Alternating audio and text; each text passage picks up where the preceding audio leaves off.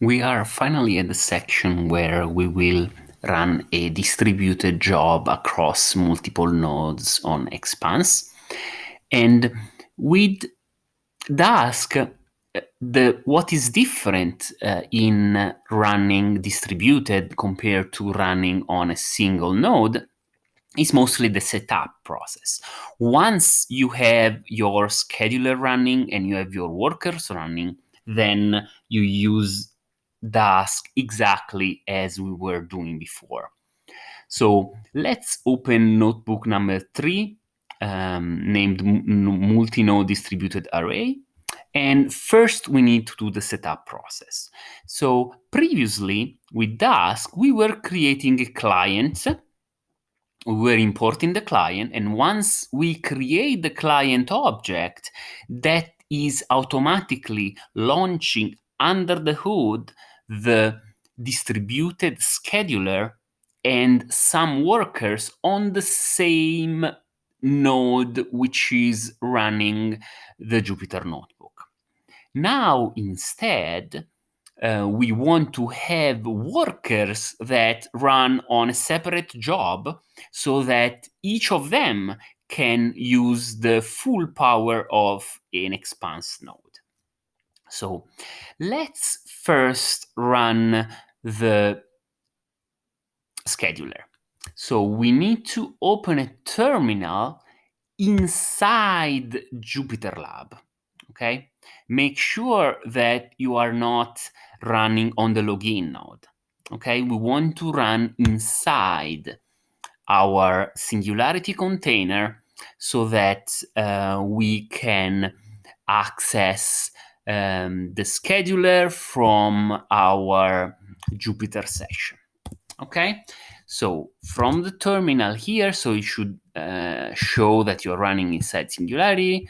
So you can enter the Summer Institute 2021 folder to 2.1a and then Dask Slurm. So here we have a launch scheduler.sh script. So you see what the scheduler does is launches the scheduler process and then writes details about where it's executing inside this JSON file. And this is important because the workers are going to run on separate nodes. So how do they know how to connect to the scheduler? So we have a shared file system, and so we can tell then the workers to check this file to find out how they are supposed to connect to the scheduler. Okay, then we launch the scheduler, we execute this script, and you see this is a standalone service which is running in there, and we can connect to that. So actually, let's now switch to the Jupyter Notebook and let's execute the first cells. So you see now we are basically saying to connect to the local address on that port so that we are connecting to the scheduler. So you see that here is receiving a client connection. So the client here is your Jupyter Notebook session, which is basically driving the scheduler. So it's submitting jobs to be executed to the scheduler that then can dispatch them to the workers, and the workers can execute the job.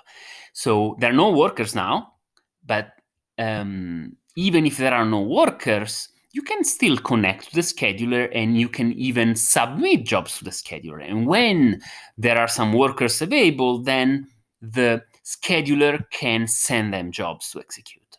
And this is also fault tolerant. So you can have workers that come in and come out, and the scheduler is going to handle that fine. So it's going to submit jobs to a worker if that worker fails for some reason, or for example, the job ends.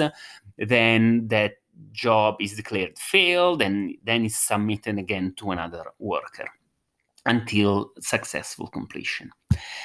Now, we can also connect, as we saw before. So if you control click here to have it open on another tab inside your browser, so you can see there are no tasks and there are also no workers. Very good. So it's now time to launch some workers. To launch workers, we need to submit a job to Slurm. But inside Singularity, we don't have the Slurm environment, so we have to connect again to a login node. So if you have the terminal that you use to launch the Jupyter session, okay, so you see here that I am on the login node, okay, with my training account, of course. And here we can, let me restart the session. And we can get to the Dask Slurm folder. So SDSC Summer Institute 2021, 2.1a Python for HPC, Dask Slurm. Okay, so you can see that we have a daskworkers.slurm, and we can submit this. Okay, so let's take a look so here we are running 2 nodes and 1 task per node.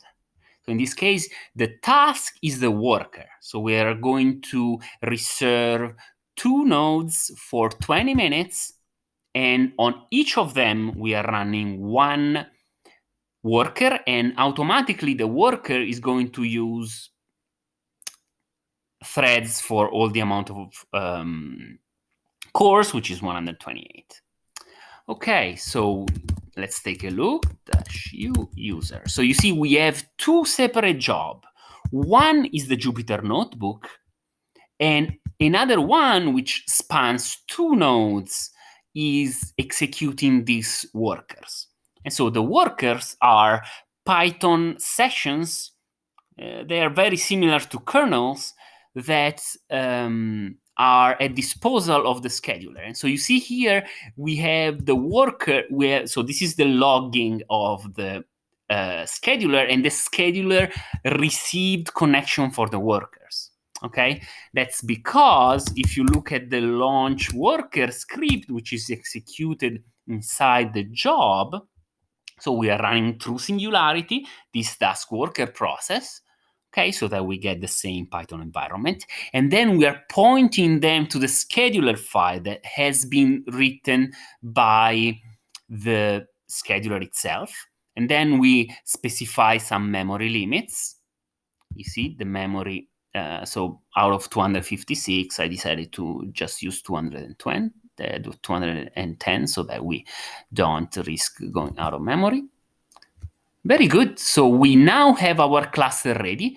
So here you see in the Dask dashboard that we have the 2 workers connected.